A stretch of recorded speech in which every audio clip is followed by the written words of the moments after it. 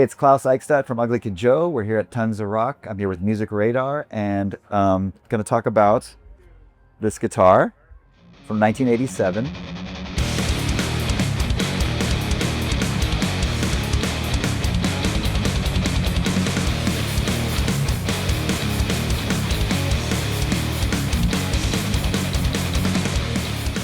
As you can see, if you look closely, made in woodshop. In 1987, I just graduated from high school and I'm left-handed, and to find a lefty was really, really difficult. And so in my senior year in high school, I took woodshop and I tried to build a guitar. It was going to be a Randy Rhoads style V, you know, the one with the smaller and the bigger one, and I failed. It was a failure. So, but I really was into the idea of building a guitar. So the next year, right after I graduated, I think in the summer, you could like do a program where you pay like $60 for 10 sessions at the actual school wood shop. So that summer, I went and found one piece of mahogany from like a lumber yard in San Jose. And then that was my project for a summer. And I built this guitar body, and literally I had done everything, routed the pickups, routed for the Floyd Rose. I actually went to a guitar center and I picked out the guitar that I wanted the shape of.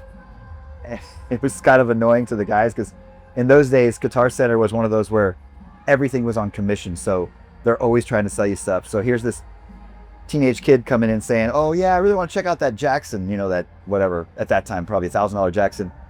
And I break out this big piece of paper and a pencil and I trace it. And the guy's kind of like, really, dude? Like, and then I bought some strings, but I felt bad, or some picks. But I traced it with a pencil and I took that to the woodshop class, and that's what I built. This is what I came up with.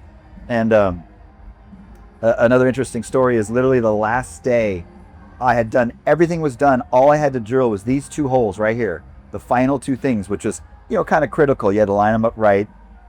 And I swear to God, I drilled the first one and I'm really excited. Like I've got the adrenaline, like it's turning into what I wanted, a guitar.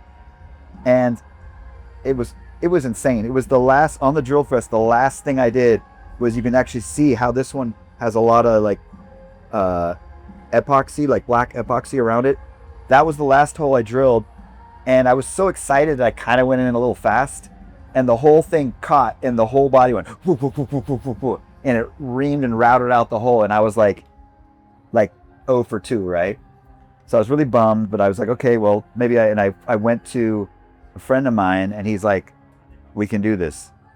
Just fill it with toothpicks and glue and everything you can imagine, wood filler. And we mashed it in and we did it in a dry, and I drilled it and it worked. And I put it together. I bought a Jackson neck, hopefully from the same guy at Guitar Center. And what happened was, over the years, it came loose. This guy came loose over the years. And eventually I had a guy, like a professional, fill it with some insane epoxy, and it's never been loose ever since. But that was, it survived. And over the years, it's been on like 1 million tours. It's, as you can see, it's had a little wear and tear, still a little bit. I think I used to bend the bar up a lot, and I think I'd go crazy and actually hit this against here. I'm not sure what else it would have been. And then this, of course, no pick plates, so that's just natural. And yeah, that's the Eichstadt Custom, made in woodshop, serial number 1. And it's pretty much my main guitar and has been since 1987.